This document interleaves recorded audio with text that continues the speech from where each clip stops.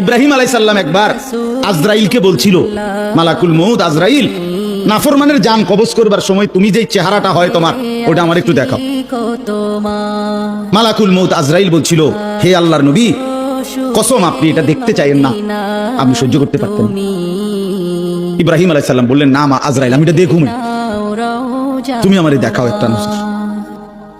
মালাকুল মউত আজরাইল কোন পাপী ব্যক্তির জান কবজের সময় যে বিভৎস কুৎসিত আকৃতি ধারণ করে, আল্লাহর কসম ওই আকৃতি যখন ধারণ করছেন ইব্রাহিমের সামনে, ইব্রাহিম নবী সাল্লাল্লাহু আলাইহি সাল্লাম একটা চিৎকার মাইরা বেহুশ হয়ে গেছে।